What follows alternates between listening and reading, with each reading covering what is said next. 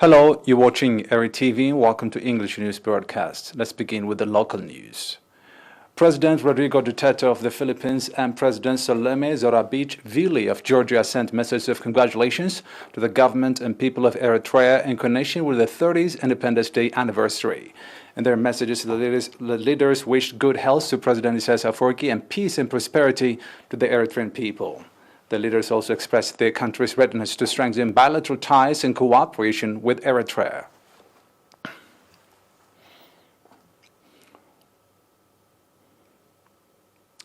Eritrean nationals residing in the cities of Auckland, Wellington, and Christchurch, New Zealand, and Sydney, Australia celebrated the 30th Independence Day anniversary with patriotic zeal under the theme Resilient as Ever. The celebration event conducted in Auckland, in which members of various community and public organizations took part, featured messages of congratulations, seminars, speeches, as well as sports and cultural programs.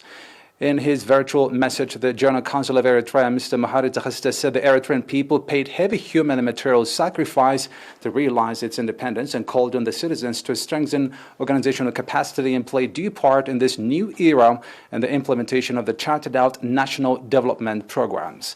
At a ceremony conducted in Sydney, Mr. Samson Emmanuel, chairman of the Eritrean community and the chairperson of the National Union of Eritrean Women branch, delivered speeches focusing on the deep meaning of the day, while representatives of various neighboring countries and the mayor of Sydney delivered messages of congratulations.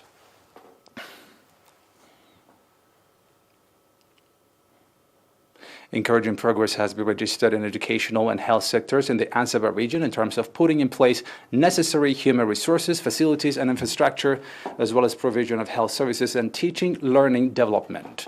Stating that there were no more than 7 health facilities prior to independence, Dr. Kasda Brahan Solomon, head of the Ministry of Health in the Ansaba region, said currently there are 37 health facilities providing commendable health service to the public. In terms of human resources, Dr. Kasada Brahan said the number of health professionals has increased from 150 to 1,060, and there are over 270 village health representatives. Head of the Ministry of Education in the region, Mr. Khaflai Andamikael, said that in the past 30 years of independence, the number of educational facilities has grown from 34 to 330 community pre-education schools in the 9 subzones and a number of adult education centers. Mr. Khaflai also said due attention is being provided to children with hearing and intellectual and developmental disabilities, and that the Youth Vocational Training Center and Research Center in Karen are dramatically contributing to that regard. According to documents from the Ministry of Education branch in the region, there are 6,333 students in pre-education schools, 50,000 in elementary, 24,000 in junior, and 7,500 in high schools in the Ansaba region. Generally, there are 86,507 students in the Ansaba region alone.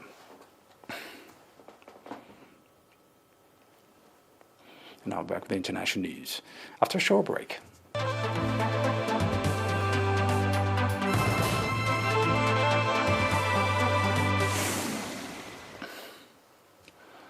Welcome back. The total number of confirmed COVID-19 cases globally surpassed 172 million today, with the deaths still exceeding 3.7 million. And the number of recovered patients has exceeded 155 million. This is according to World Meters. The World Health Organization has warned that healthcare systems across Africa are far from ready to cope with the fresh surge of coronavirus infections, with vaccine deliveries at a near standstill and cases surging in many countries. WHO Regional Director from Africa, Mashindo Mooti, said today that many African hospitals and clinics are still far from ready to cope with the huge rise in critically ill patients. She added that the threat of a third wave in Africa is real and rising. Africa has officially registered more than 4.8 million cases and 130,000 deaths, according to the WHO, representing 2.9% of a global case and 3.7% of death. In India, low pay, 24-hour shifts, and severe shortages of staff and protective gear have left many doctors in the front lines of India's brutal pandemic surge near breaking point and fearful for their lives. Coronavirus infections have killed at least 165,000 people in the vast South Asian nation, home to some of the world's most densely populated cities since the start of April.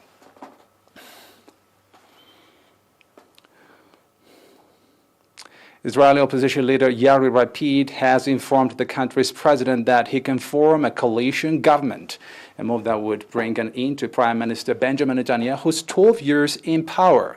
Lapid, leader of the Yesh Atid party, was by President Rovin Levi after Netanyahu failed to put together his own coalition following Israel's in less than 2 years. In a statement he gave yesterday, Lapid said he had informed Levi of the deal. Lapid, a former TV presenter and a secular centrist, won the crucial support of hardline religious nationalist Naftali Bennett, a technology multimillionaire who has held a number of government portfolios, including the defense ministry. Under the coalition agreement, Bennett and Lapid would rotate the role of prime minister, with Bennett taking up the post for the first 2 years and Lapid the final 2. China successfully sent the Fengyun 4B weather satellite into geosynchronous transfer orbit with the country's 16th orbital launch of 2021. A Long March 3B lifted off from Pad 2 at the Xichang Satellite Launch Center, southwest China, at 12:17 p.m. local time. The launch was declared successful by Deng Hongqing, director of Zhejiang Satellite Launch Center, within an hour of liftoff. The public announcement followed from the contractor, the China Aerospace Science and Technology Corp. The 5,400-kilogram Fengyun 4B satellite will be used for weather analysis and forecasting and environmental and disaster monitoring. The new payloads will improve China's high-frequency monitoring of the atmosphere on observation ability of a number of smaller-scale and shorter-duration weather phenomena. NASA announced plans to launch 2 new scientific missions to Venus between 2028 and 2030, its first in decades, to study the atmosphere and geological features of Earth's so-called sister planet. The United States Space Agency said it was awarding about $500 million for development of each of the 2 missions, dubbed Da Vinci-Plus. Da Vinci-Plus will measure the composition of the dense Venusian atmosphere, seeking to improve understanding of how it evolves, while Vertes will map the planet's surface from orbit to help determine its geological history and why it developed so differently than Earth. This is according to the NASA.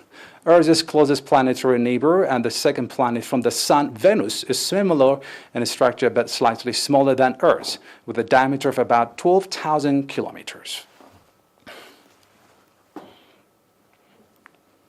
That's it for today. Thanks for watching.